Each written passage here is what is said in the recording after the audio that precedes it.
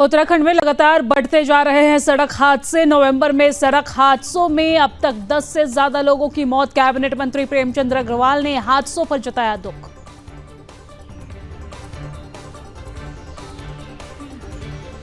छब्बीस नवंबर से भूख हड़ताल करेंगे मोहित डिमरी। रविवार को प्रेस वार्ता कर दी भूख हड़ताल की जानकारी। भूख हड़ताल के जरिए भूमि कानून में हुए संशोधनों को रद्द करने की मांग।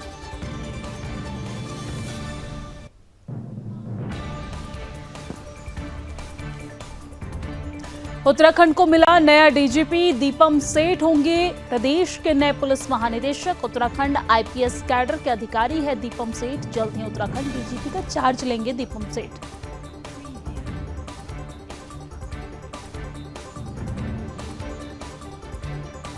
मुख्यमंत्री पुष्कर सिंह धामी ने प्रगति मैदान नई दिल्ली में आयोजित 43वां भारत अंतर्राष्ट्रीय व्यापार मेले में किया प्रतिभाग। धामी ने उत्पाद पर आधारित स्टॉलों का किया अवलोकन।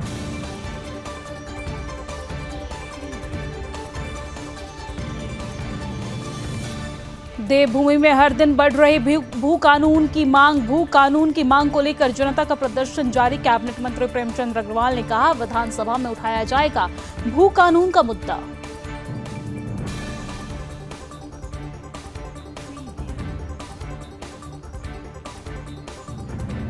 महाराष्ट्र में बीजेपी की जीत पर धामी ने प्रसन्नता व्यक्त की। धामी ने विजयी प्रत्याशियों को फोन कर दी शुभकामनाएं। कहा जीत पीएम की दूरदर्शी नीतियों का परिणाम है।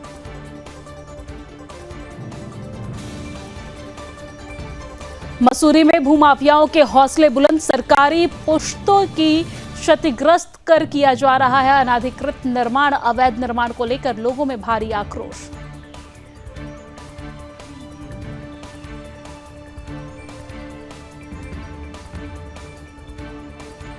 रुद्रपुर में धर्मांतरण का मामला आया सामने। हिंदू युवक अमित सिंह का कराया जा रहा धर्म परिवर्तन। पत्नी युवक का करा रही धर्म परिवर्तन।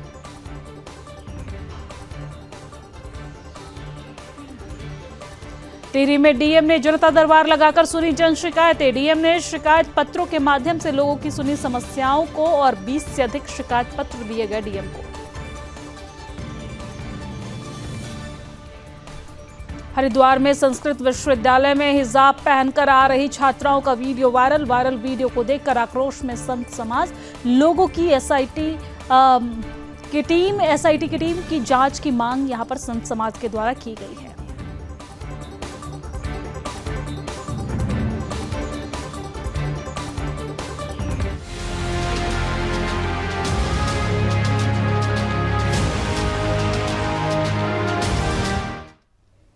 नमस्कार, सुदर्शन न्यूज पर अपना उत्तराखंड देख रहे हैं आप। मैं हूं आपके साथ दिव्या सिंह। बुलेटिन की शुरुआत बड़ी खबर के साथ करेंगे। बड़ी खबर हरिद्वार से है, जहां पर हरिद्वार में उत्तराखंड संस्कृत विश्वविद्यालय परिसर में छात्राओं के हिजाब पहनकर घूमते वायरल हुए फोटो पर संत समाज ने गहरी नाराजगी व्यक्त की है। संतों ने अपना गुस्सा जाहिर करते हुए इसे शिक्षा जिहाद का नाम देते हुए इसके खिलाफ मोर्चा खोलने की बात कही है। आज पत्रकारों से बात करते हुए बड़ा उदासीन अखाड़े के महामंडलेश्वर रुपेंद्र प्रकाश ने कहा है कि उत्तराखंड देवभूमि का यह प्रवेश द्वार है और यहाँ उत्तराखंड संस्कृत विश्वविद्यालय में जिस तरह की गतिविधियां देखी जा रही है वो बर्दाश्त से बाहर है। उन्होंने मुख्यमंत्री से इसकी उच्च स्तरीय जांच कर इस पर ठोस कार्रवाई की मांग की बात कही है। वहीं महामंडलेश्वर स्वामी प्रबोधानंद गिरी ने कहा है कि यह गंभीर मामला है जिसमें मुस्लिम छात्राओं को हिजाब पहनकर आना और उनके लिए इस्लामिक गतिविधियों को संचालित करने के लिए अलग से कमरा देना कई तरह के संदेह को पैदा कर रहा है। उन्होंने इसकी एसआईटी जांच कर कार्रवाई करने की मांग भी की है।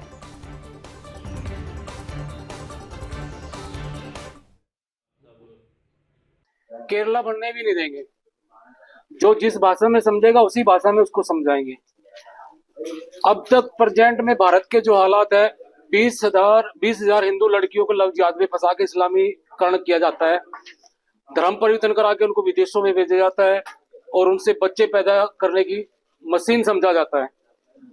अगर उत्तराखंड देवभूमि में ये जो सिस्टम शुरू किया गया है, जो जिहाद शुरू किया गया है, बिल्कुल भी इसको हम बर्दाश्त नहीं करेंगे 1% भी। अगर हमारी किसी भी सनातनी बच्ची के साथ में लव जिहाद जैसा या किसी भी हिंदू बच्चे के साथ में कोई भी घटनाक्रम होता है तो उसके भयानक परिणाम भुगतने होंगे सभी को, चाहे उसमें हिंदू हो या फिर कोई कुलपति हो या फिर मानसिक तरीके के जिहादी हो, कुछ भी हो, हमें किसी चीज से कोई भी आपत्ति नहीं होगी है। पूरे विश्व इस्लाम के जिहाद के निशाने पर है और पूरे विश्व की मानवता इस्लाम के जिहाद के कारण से खतरे में है। पूरे विश्व की शांति खतरे में और पूरे विश्व के लिए जो प्रेरणादायी स्थान है वो देवभूमि उत्तराखंड है। जिहादियों ने देवभूमि उत्तराखंड को टारगेट बनाने के लिए अपनी संस्थाओं को और सरकारी संस्थाओं को केंद्र बनाया और उसमें से संस्कृत विश्वविद्यालय हरिद्वार का भी केंद्र जिहादियों ने बना लिया है। और ये इस बात का प्रमाण है कि पता नहीं यूनिवर्सिटी के अधिकारी, प्रशासन के लोग कौन से दबाव में आए। कोई बहुत बड़ा खेल तो नहीं है जो उन्होंने जिहादियों को एक कमरा दिया अपनी गुप्त गतिविधियां करने के लिए। देवभूमि उत्तराखंड हम इसको कहते हैं और जिस प्रकार से ये शिक्षा जिहाद का एक बहुत बड़ा प्रकरण ध्यान में आ रहा है, मुस्लिम छात्रों को वहाँ एडमिशन देना, उनके द्वारा हिजाब और बुर्का पहनकर वहाँ पर इस्लामिक गतिविधियों की कार्रवाई करना, हिंदू छात्रों के साथ प्रताड़ित करना, जो जिस प्रकार की घटनाएं आ रही है, इससे बहुत बड़े षड्यंत्र की बू आ रही है। कहीं न कहीं अगर इसकी जांच की जाएगी तो ये जम्मू कश्मीर जैसा मामला नजर न आए। इसीलिए ऐसे प्रकरण में हमारी राज्य सरकार क्योंकि गंभीर है और हमारे मुख्यमंत्री ने लैंड जिहाद के रूप में इस राज्य को ऐसी जो सरकारी संपत्तियों पर ऐसी जिहाद की घटनाएं चल रही थी उसको बंद किया है।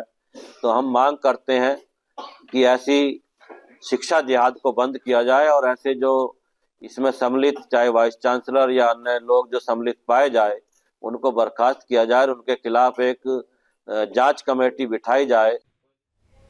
उत्तराखंड में नए डीजीपी के रूप में 1995 बैच के आईपीएस अधिकारी दीपम सेठ ने कार्यभार संभाल लिया है। कार्यभार संभालने से पहले दीपम सेठ ने उत्तराखंड शासन में मुख्य सचिव राधा रतूड़ी से मुलाकात की और उसके बाद उन्होंने उत्तराखंड के 13वें डीजीपी के रूप में अपना कार्यभार संभाला।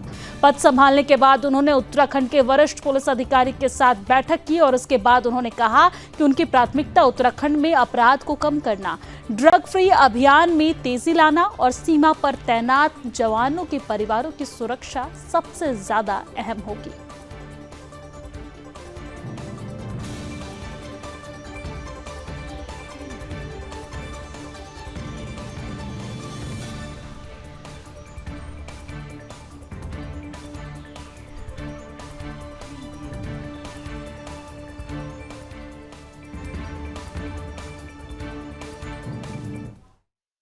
सक्षम और प्रोफेशनल फोर्स जो हमारी उत्तराखंड पुलिस की है उसका नेतृत्व करने का जो एक जिम्मेदारी दी गई है वो मैं बहुत गौरवान्वित महसूस कर रहा हूँ। और जहाँ तक आपने प्राथमिकताएं की बात करी तो ट्रेडिशनल पुलिसिंग की बड़ी क्लियर प्रायोरिटीज रहती हैं। जो हमारे लॉ अबाइडिंग सिटीजन्स हैं, जो कानून का पालन करने वाले हैं, उनको कानून व्यवस्था में उनको भरोसा रहे, उनका भरोसा और मजबूत हो। और जो अपराधी हैं, anti national, anti social elements हैं, उनमें अपराध का भय, कानून का भय। और चलिए अब आगे बढ़ते हैं। उत्तराखंड में लगातार हो रहे हादसों पर सरकार लगातार गंभीर नजर आ रही है। प्रदेश में नवंबर हादसों का महीना बन चुका है। देहरादून जिले में हुए हादसों में अब तक 10 से ज्यादा लोगों की मौत हो चुकी है। वहीं कैबिनेट मंत्री प्रेमचंद अग्रवाल ने हादसों पर दुख जताते हुए कहा कि यह दुख का विषय है, सरकार इसको लेकर गंभीर है। हम प्रयास करेंगे कि आने वाले समय ऐसे हादसे में कमी आए।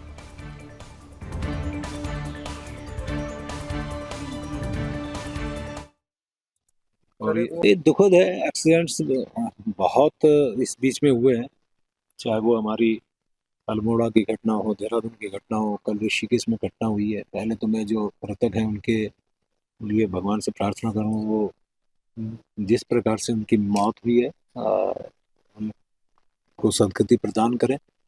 और ये दुख का विषय हम सबके लिए तो है ही है।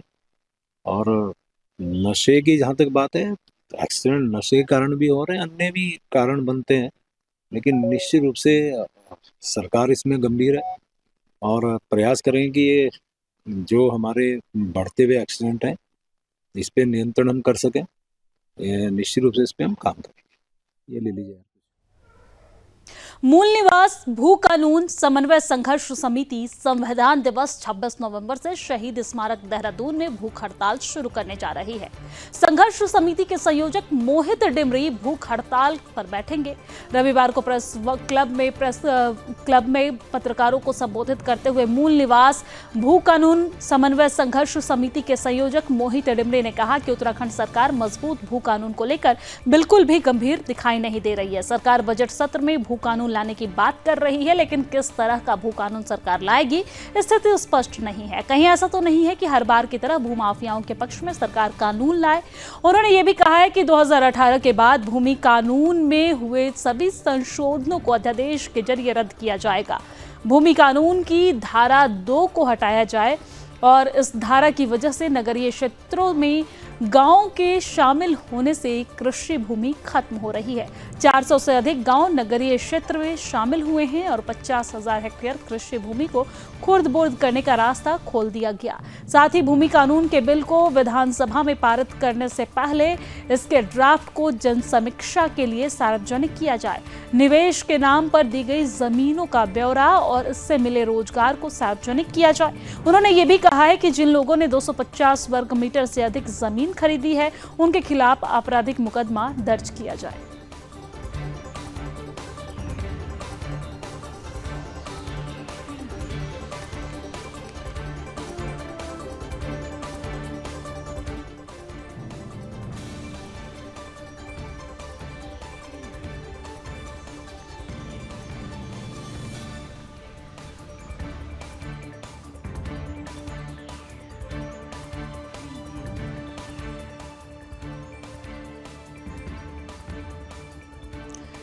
तो उत्तराखंड में भू कानून का मुद्दा इस वक्त गर्माता नजर आ रहा है। आपको बता दें कि आने वाले दिनों में शीतकालीन सत्र की शुरुआत उत्तराखंड में होने जा रही है, लेकिन उससे पहले भू कानून का मुद्दा यहां पर गर्माता नजर आ रहा है और भू कानून की मांग को लेकर यहां पर जो हड़ताल है वो भी की जाएगी, भूख हड़ताल की जाएगी और सरकार से ये मांग की जा रही है कि भू कानून लाया जाए ताकि बाहर से आए व्यक्ति उत्तराखंड में ज़मीन न खरीद सके। और इसी को लेकर तमाम तरह की जो सियासत है वो भी तेज़ है। हालांकि इस बात को लेकर, इस मुद्दे को लेकर कैबिनेट मंत्री ये कहते नजर आए कि मुझे भी ऐसा लगता है कि प्रदेश में भू कानून लाना ज़रूरी है और आने वाले विधानसभा सत्र में इस पर चर्चा भी की जाएगी। मुख्यमंत्री पुष्कर सिंह धामी की सरकार इस पर कानून लेती नजर आएगी, कानून बनाते नजर आएगी। देखिए, हम लगातार कई वर्षों से संघर्ष कर रहे हैं इस राज्य में मजबूत भू कानून और मूल निवास को लेकर, और तमाम तरह के आंदोलन के बावजूद सरकार मजबूत भू कानून को लेकर गंभीर नहीं दिखाई दे रही है। सरकार कह तो रही है कि हम बजट सत्र में मजबूत भू कानून लाएंगे, लेकिन भरोसा सरकार पे नहीं रहा। हम चाहते हैं कि सरकार भू कानून को विधानसभा में पारित करने से पहले इसके ड्राफ्ट को जनता के बीच लाए ताकि जनता इसकी समीक्षा कर सके, देखे कि कहीं ये भू कानून माफिया के पक्ष में तो नहीं है।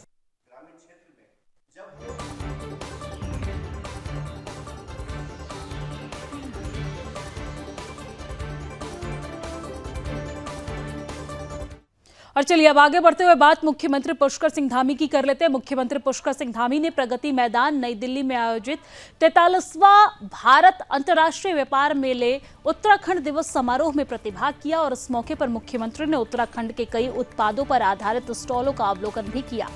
मुख्यमंत्री पुष्कर सिंह धामी ने कहा कि उत्तराखंड के लोग देश विदेश कहीं भी चले जाएं, वो अपनी संस्कृति, लोक परंपरा, खान पान, अपनत्व की भावना को हमेशा जीवित रखते हैं। उन्होंने कहा कि यह अंतर्राष्ट्रीय मेला हमें अपनी संस्कृति, हस्तशिल्प और समृद्ध विरासत को वैश्विक मंच पर लाने और प्रस्तुत करने का मौका देती है। मेले में लगे कई स्टॉलों में राज्य के बेहतरीन उत्पादों को लाया गया है। उत्तराखंड प्रवासी राज्य के विकास में अपना योगदान दे सके, इसके लिए उत्तराखंड प्रवासी परिषद के गठन का भी निर्णय लिया गया है। मुख्यमंत्री ने सभी प्रवासियों से उत्तराखंड के विकास में सहभागी बनने का आग्रह किया। मुख्यमंत्री ने कहा कि प्रधानमंत्री नरेंद्र मोदी ने देश को 2047 तक विकसित भारत बनाने का संकल्प लिया है, जिस पर हमारा देश तेजी से आगे बढ़ रहा है। प्रधानमंत्री नरेंद्र मोदी की दूरदर्शी सोच से देश नए कीर्तिमान स्थापित कर रहा है। बीते 10 सालों में देश हर क्षेत्र में तेजी से आगे बढ़ रहा है। Make in India, startup India जैसी अनेकों योजनाओं ने भारत को स्टार्टअप के हब के रूप में स्थापित किया है, जिससे देश में रोजगार, स्वरोजगार पैदा हो रहे हैं।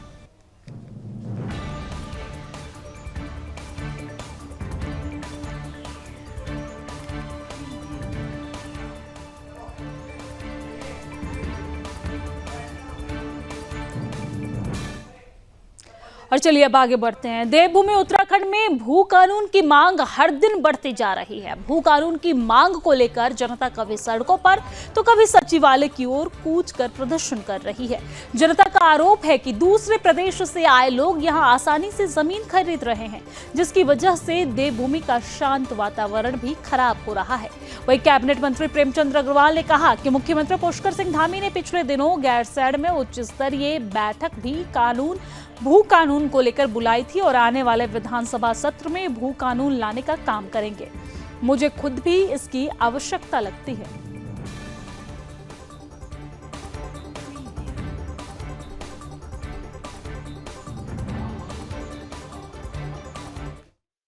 यहाँ के लोगों की जमीनें चली जाएंगी तो निश्चित रूप से दिक्कत होगी। देखिए माननीय मुख्यमंत्री लगातार इस बात को लेकर गंभीर हैं और आप जानते होंगे पिछले दिनों गैरसैंण में उन्होंने इसके लिए एक उच्च स्तरीय बैठक भी बुलाई थी और उन्होंने बार बार कहा है कि हम लोग इसके लिए सख्त भू कानून लाने का काम करेंगे। मैं ऐसी उम्मीद कर रहा हूँ कि आने वाले विधानसभा सत्र में इसको यदि सारी परिस्थितियाँ अनुकूल रही तो उसमें हम एक सख्त भू कानून लाने का काम करेंगे और आज आवश्यकता भी लगती है। सवाल ये नहीं कि लोग मांग कर रहे हैं, मुझे इसकी आवश्यकता लगती है और जिस प्रकार से हमारे 71% वनाच्छादित क्षेत्र है, शेष 29% में सब काम होने हैं। यदि यही हमारी यहाँ के लोगों की जमीनें चली जाएंगी तो निश्चित रूप से दिक्कत होगी। देखिए माननीय मुख्यमंत्री लगातार इस बात को लेकर गंभीर हैं और आप जानते होंगे पिछले दिनों गैरसैंण में उन्होंने इसके लिए। और चलिए आगे बढ़ते हैं। मुख्यमंत्री पुष्कर सिंह धामी ने महाराष्ट्र विधानसभा चुनावों में बीजेपी की शानदार विजय पर प्रसन्नता व्यक्त की है, खुशी जाहिर की है। उन्होंने इस जीत को प्रधानमंत्री नरेंद्र मोदी की दूरदर्शी नीतियों और पार्टी के राष्ट्रीय नेतृत्व की कुशल रणनीति और महाराष्ट्र में बीजेपी की जनसेवा के प्रति प्रतिबद्धता का परिणाम बताया है। मुख्यमंत्री पुष्कर सिंह धामी ने महाराष्ट्र बीजेपी के वरिष्ठ नेताओं और विजय प्रत्याशियों से फोन पर संवाद कर उन्हें इस उपलब्धि पर शुभकामनाएं दी है। उन्होंने कहा कि महाराष्ट्र की जनता ने बीजेपी और महायुति सरकार द्वारा किए गए विकास कार्यों पर दोबारा विश्वास जताकर यह स्पष्ट कर दिया है कि प्रधानमंत्री नरेंद्र मोदी जी ने सबका साथ, सबका विकास, सबका विश्वास और सबका प्रयास के मंत्र को पूरे देश में अपार समर्थन दिया है। आपको जानकारी देते कि मुख्यमंत्री ने इन सभी प्रत्याशियों के लिए प्रचार किया और इन सभी को विजय भी प्राप्त हुई है। मुख्यमंत्री ने इस विजय को महाराष्ट्र के लोगों के भरोसे और बीजेपी के कार्यकर्ताओं के कठिन परिश्रम का परिणाम बताया है। उन्होंने ये भी कहा है कि इस जीत से यह सिद्ध होता है कि पार्टी की नीतियां और विकास कार्य आम जन के जीवन में सकारात्मक बदलाव ला रहे हैं। महाराष्ट्र चुनाव प्रचार के दौरान मुख्यमंत्री पुष्कर सिंह धामी को बीजेपी हाईकमान ने महाराष्ट्र के कई अंचलों में प्रचार और संवाद का दायित्व सौंपा था। धामी ने वहां अपनी सूझबूझ और अनुभव के साथ जनता के बीच पार्टी की विचारधारा और उपलब्धियों को प्रस्तुत किया है। मुख्यमंत्री ने कहा कि यह जीत बीजेपी और महायुति सरकार की जनहितैषी नीतियों और विकास कार्यों का परिणाम है। उन्होंने विजयी प्रत्याशियों को शुभकामनाएं देते हुए विश्वास व्यक्त किया कि वो अपने अपने निर्वाचन क्षेत्र में जनता की अपेक्षाओं पर खरा उतरते हुए समर्पण और निष्ठा के साथ कार्य करेंगे।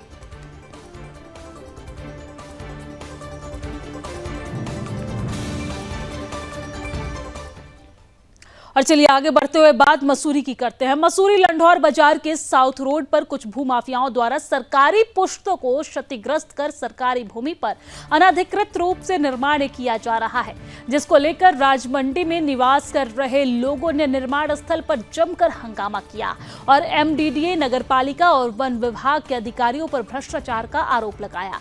उन्होंने कहा कि मसूरी देहरादून विकास प्राधिकरण के अधिशासी अभियंता और एसडीएम मसूरी से लिखित शिकायत पर काम को तत्काल प्रभाव से रोकने की मांग की गई है। आपको ये जानकारी दे दें, लेकिन निर्माण कार्य लगातार अभी भी चल रहा है। उन्होंने ये भी कहा है कि वो कई दशकों से राजमंडी पर रह रहे हैं, जहां पर ज्यादातर नगर पालिका परिषद के सरकारी आवास है। वो सड़क के सरकारी पुश्ते से लगे कई जमीन जो पहले सरकारी होती थी, अब षड्यंत्र रचकर प्राइवेट कर भूमाफियाओं द्वारा खरीद ली गई है। वही सरकारी भूमि सरकारी विभाग के अधिकारियों से मिलकर एमडीडीए से एक व्यक्ति द्वारा नक्शा भी पास करवा लिया गया है। वही दूसरा व्यक्ति राजमंडी की सरकारी भूमि को भी अपना बताकर खाली करने की बात कह रहा है। वो एक हिस्से में अवैध निर्माण करवा रहा है। उन्होंने कहा कि मसूरी भूकंप की दृष्टि से जोन 4 में आता है और लंढौर बाजार का क्षेत्र अति संवेदनशील है। उसके बाद भी भूमाफियाओं द्वारा बिना एमडीडीए की अनुमति के अनधिकृत निर्माण कराए जा रहे हैं।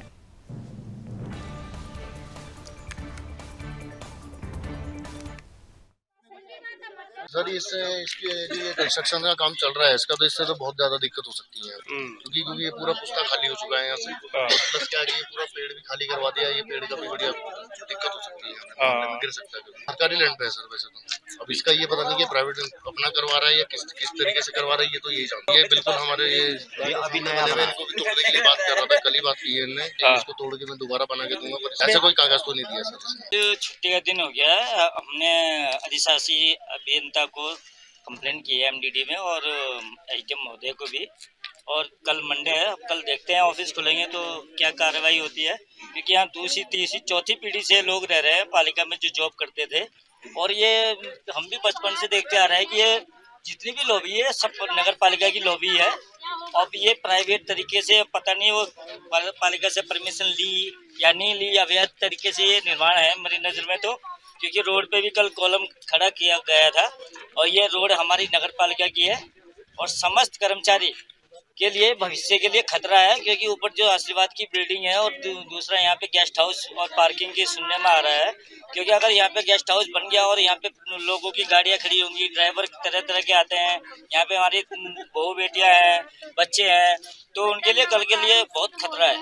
दिक्कत ये आ रही है, पहले तो ये ऊंचाई देखो, हमारे नीचे घर है सबके, पूरी पब्लिक बसी हुई है ये हमारी, और ये ऊपर से ये पुल भी बना हुआ है इसके अंदर। अगर कोई भूकंप आ गया या मतलब कोई हलचल हो गई यहाँ, तो ये तो सारी बिल्डिंग हमारे ऊपर आ गया। हमें इतना बड़ा खतरा है, इससे अभी ये बन रहा है यहाँ पे, तो ये हमारे बहुत खतरा की घंटी बज रही है हमारे ऊपर, लेकिन ये नहीं होना चाहिए। अधिकारी से शिकायत कौन सुन रहा है हमारी? कोई नहीं सुनता भाई, कर्मचारियों के कोई नहीं सुनता है, बस अपनी अपनी रोटियां सेके और बस हो गए पूरे। दिक्कत आ रही है सर, ये पुस्ता टूटता जा रहा है, सबके घर मकानों की परेशानी है यहाँ पे।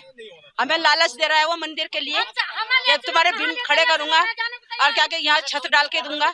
हमें ये नहीं चाहिए लालच किसी का भी, और हमारे जो ये ऊपर से सड़क गिर गई तो हमारी सारी पब्लिक मारी जाएगी यहाँ पे।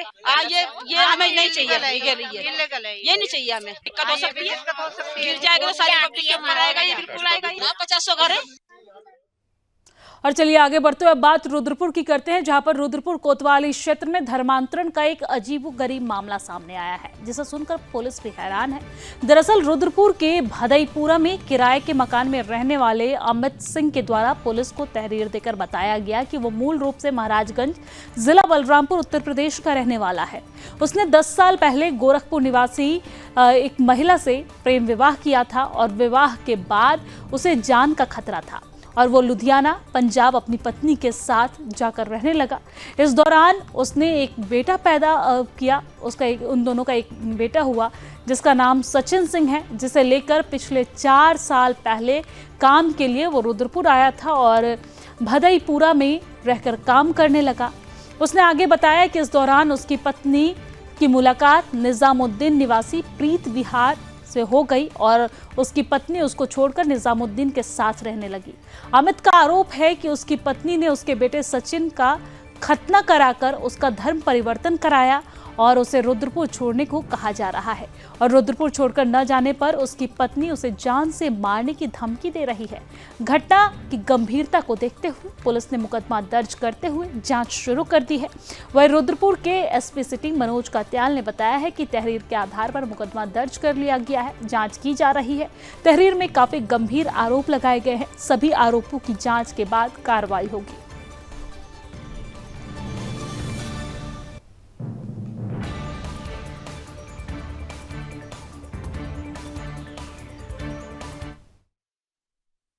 ये एक तहरीर प्राप्त हुई थी हमें कल, जिसके आधार पे हमने एक अभियोग पंजीकृत किया है, जिसे बीएनएस और उत्तराखंड धार्मिक स्वतंत्रता अधिनियम की जो संगत धाराओं में हमने इसको अभियोग को पंजीकृत किया है। इसकी इन्वेस्टिगेशन की जा रही है और इन्वेस्टिगेशन में जो भी फैक्ट्स आते हैं उसके हिसाब से इसमें अग्रिम कार्रवाई की जाएगी। बहुत ही गंभीर प्रकरण है, उतनी गंभीरता से हम लोग इसकी इन्वेस्टिगेशन कर रहे हैं और जो फैक्ट्स इन्वेस्टिगेशन में आते हैं उसके हिसाब से अग्रिम कार्रवाई की जाएगी। इसमें इसी प्रकार के आरोप लगे हैं, बच्चे के साथ उसको क्षति पहुंचाना, उसको धार्मिक उसको कन्वर्जन करने का प्रयास करना, इसी प्रकार के आरोप। और चलिए अब आगे बढ़ते हुए बात टिहरी की करते हैं, जहां पर मयूर दीक्षित ने सोमवार को जिला सभागार में जनता मिलन कार्यक्रम के तहत पंजीकृत शिकायत पत्रों के माध्यम से फरियादियों की समस्याओं को सुना है। और इस दौरान 20 से अधिक शिकायत पत्र दर्ज किए गए हैं। डीएम ने कहा है कि पहले में जो जन शिकायतें हुई थी, जो हमारे पोर्टल में या फिर तहसील दिवस में हुए थे, कई जगहों में शिकायतें दर्ज की गई थी और अधिकारियों को निर्देश दे दिया गया कि वो पेंडिंग चल रहे शिकायत उनकी रिव्यू किया जाए और शिकायतकर्ता से बात करके 1 सप्ताह में इसका निस्तारण किया जाए। डीएम ने कहा कि अन्य विभागों की जो योजनाएं चल रही है उसकी भी समीक्षा की गई है।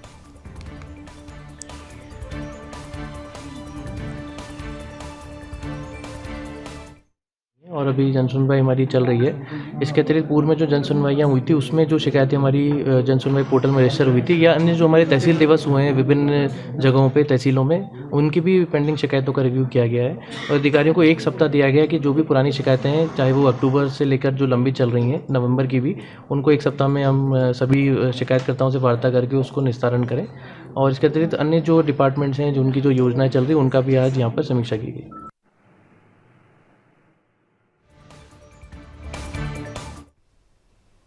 और अपना उत्तराखंड की खबरों में फिलहाल के लिए इतना ही। देश और दुनिया की तमाम खबरों के लिए आप देखते रहिए सुदर्शन न्यूज।